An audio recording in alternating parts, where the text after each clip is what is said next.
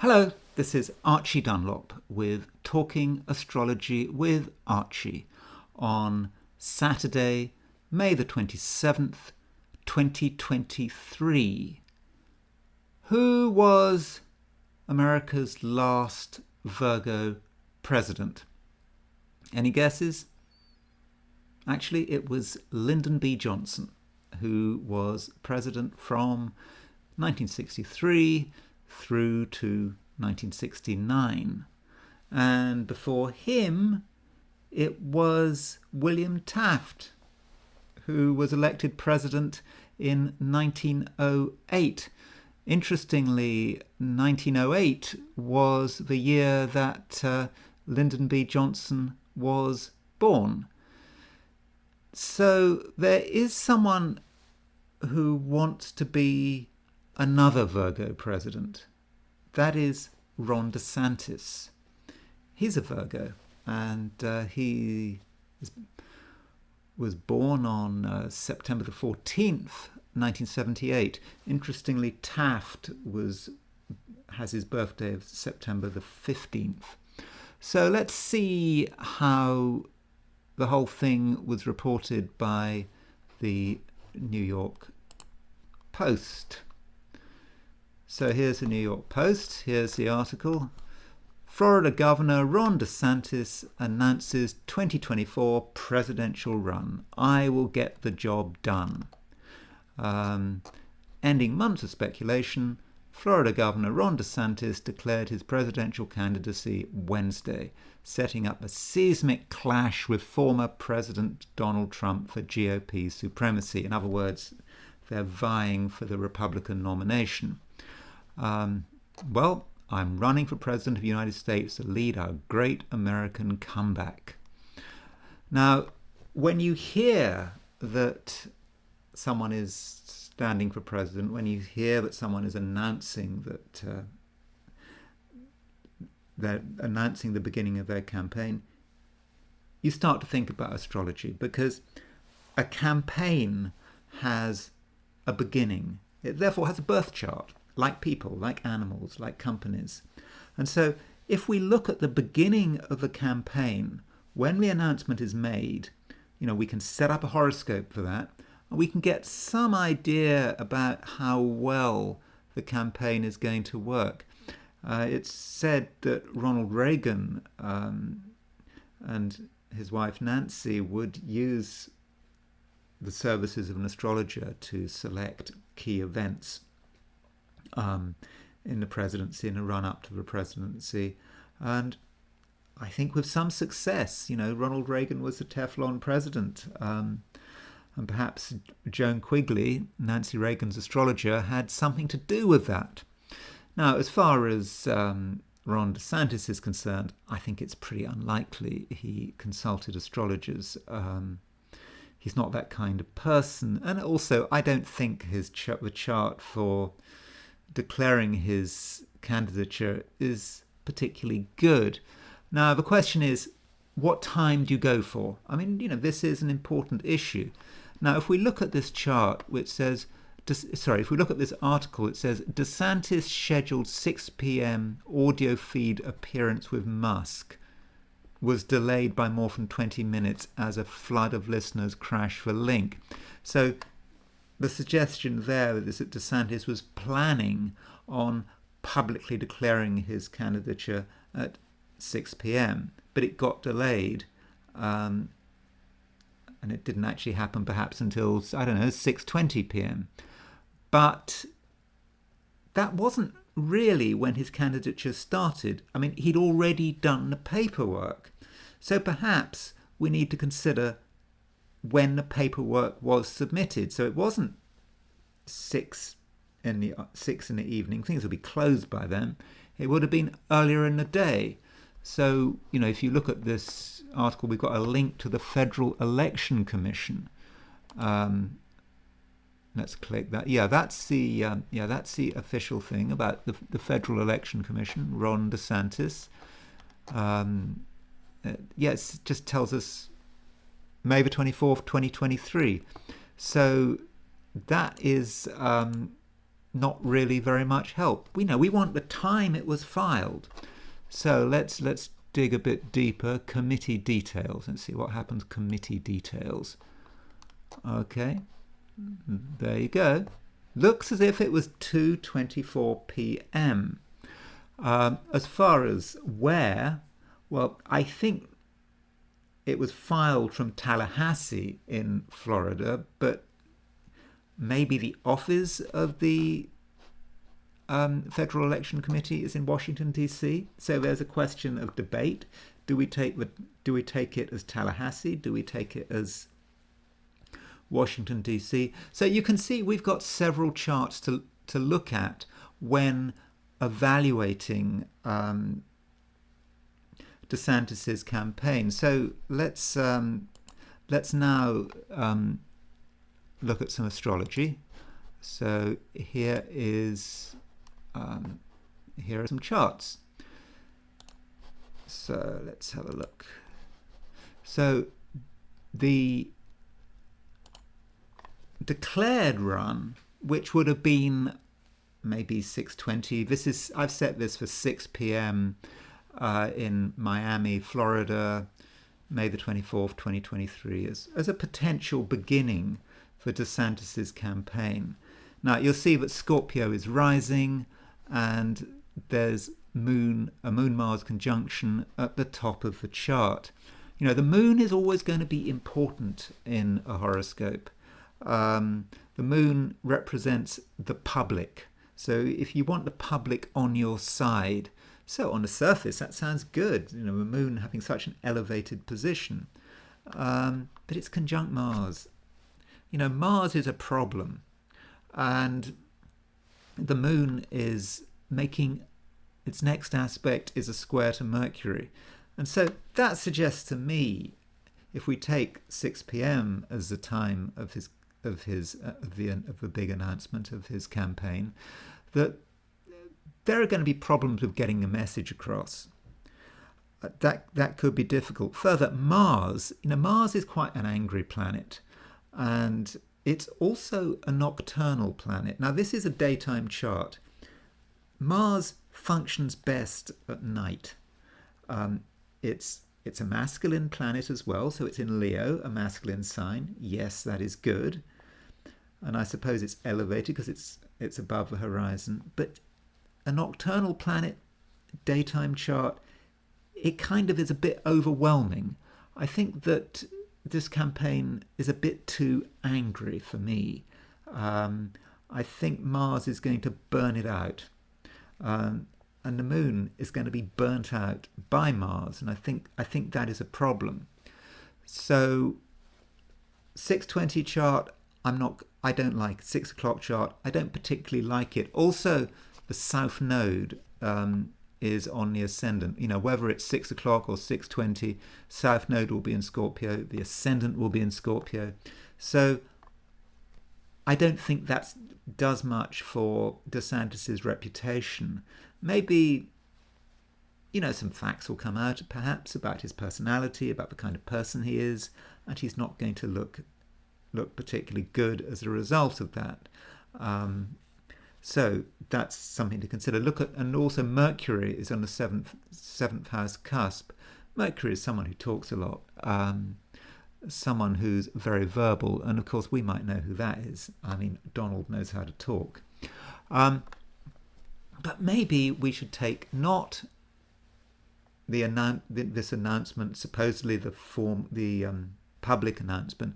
Maybe we should take the actual moment it became legal, the moment he filed. I'm inclined to take the filing moment. It's not so glamorous, but legally it's what matters. So, assuming I've understood the website correctly, because I might have completely misunderstood it, but as far as I can see, it was 2:24. If we take the 2:24 chart, we could set it for Tallahassee, where it was filed. We might want to set it to Washington, D.C. I don't know, and I don't actually think it matters much, because whether we set it for Washington, D.C. or Tallahassee, we see that Virgo is rising. And DeSantis is a Virgo. I think he's got his sun at around 20 degrees Virgo. So we can take this as a reasonable estimation of the start of the campaign. And there we see the moon conjunct Mars. It's a daytime chart. Mars is burning the moon out. So if the moon is the public, I think that the public are not really going to take very well to DeSantis when his presidency gets underway. And I'll be talking about that in a moment a bit more when I look at DeSantis's chart.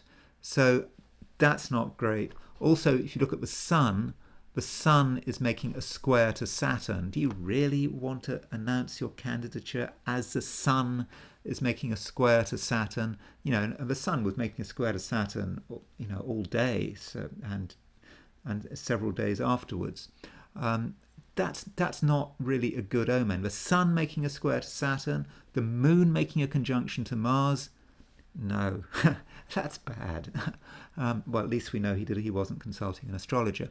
So on the basis of the charts for May the 24th, I think we can conclude that his campaign is not going to do well.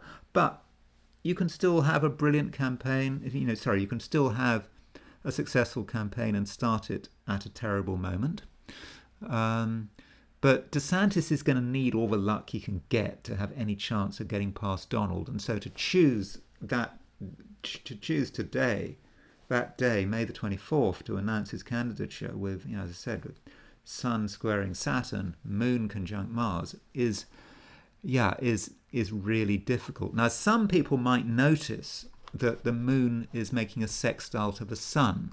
Now, you could say, oh, well, that's a good thing, isn't it? I mean, it's a very healthy signature having Moon sextile the Sun. But the thing is, it never gets there.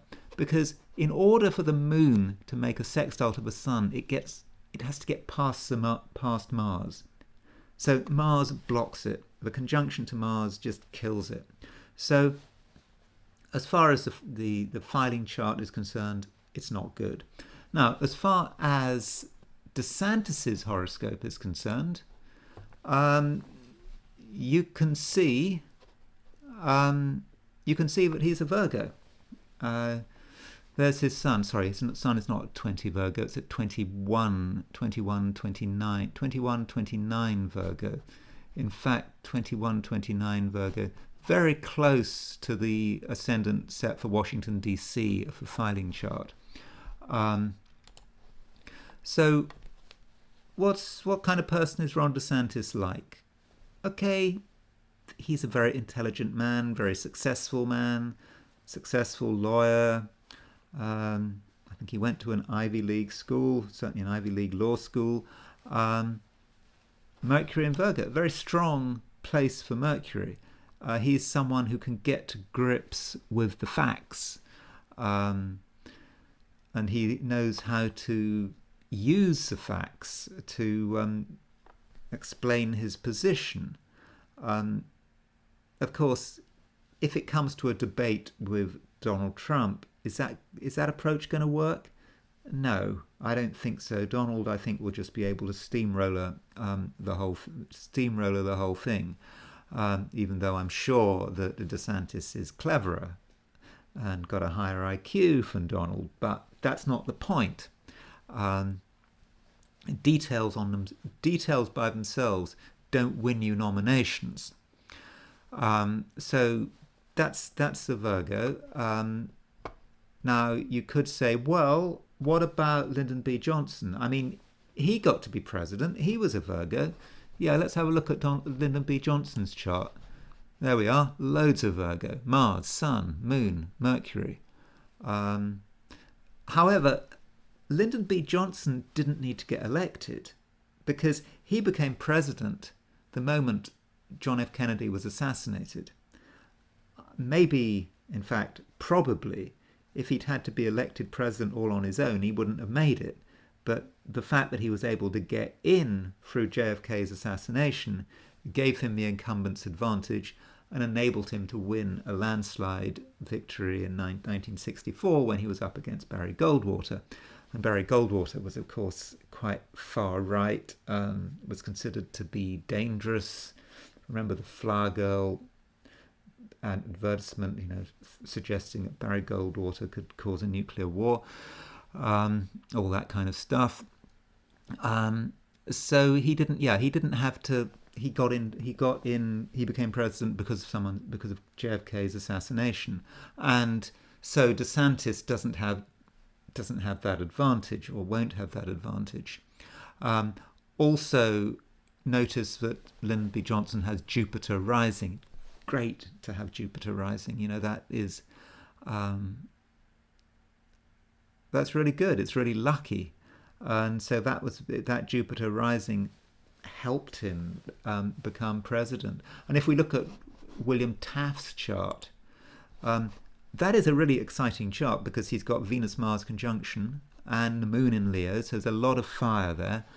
And like Lyndon B. Johnson, Taft has Jupiter rising. So you can see that Jupiter sort of livened up Virgo. It wasn't just all about the tedium of Virgo and the obsession with details. Now, going back to DeSantis's chart, again, we don't know what time he was born. Really, you shouldn't. If you see a candidate and you don't know what time they were born, you probably shouldn't vote for them. You should vote for the other candidate if you have their birth time. So if DeSantis is up against Joe Biden, we know what time Joe Biden was born. So you should probably vote for Joe Biden because at least you can read his chart, you know something about him. DeSantis, without a birth time, we don't know. Hillary Clinton didn't have a clear confirmed birth time. There are often views about when exactly she was born, so it's kind of not surprising she lost the 2016 election.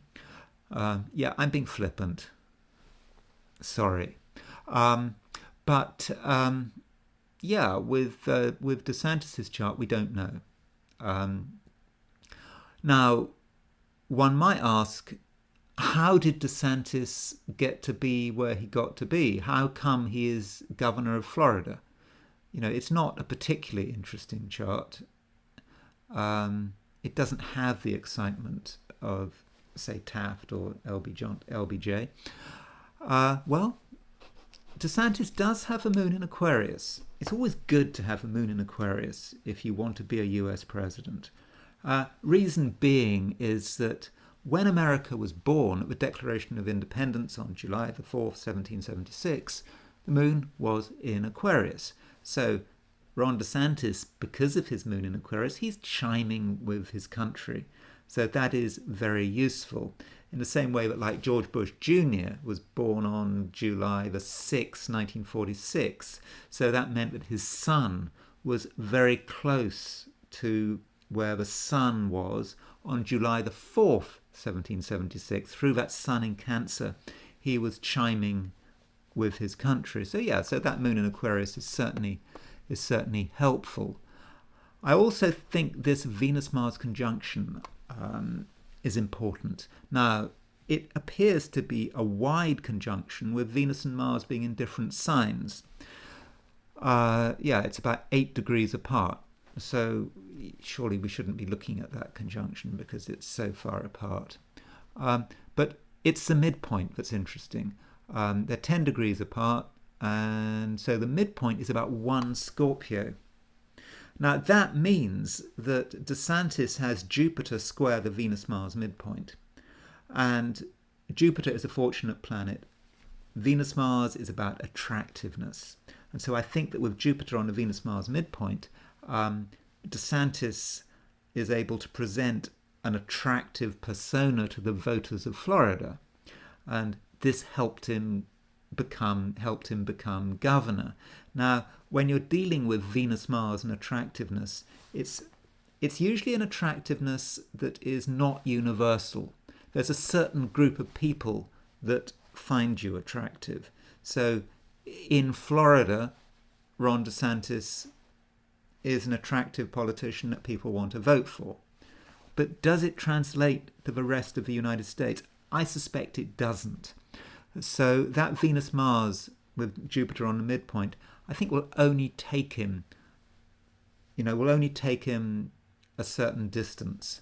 And I think when it comes to being president, I'm absolutely not convinced. Also, look at that Mercury. Look at that Mercury conjunct Saturn.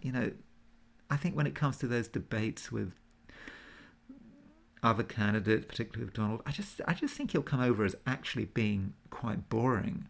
Virgo is quite an unpopular sign. When you deal with the popularity of star signs, there's always a bit of a competition for which is the least popular sign. It goes in waves.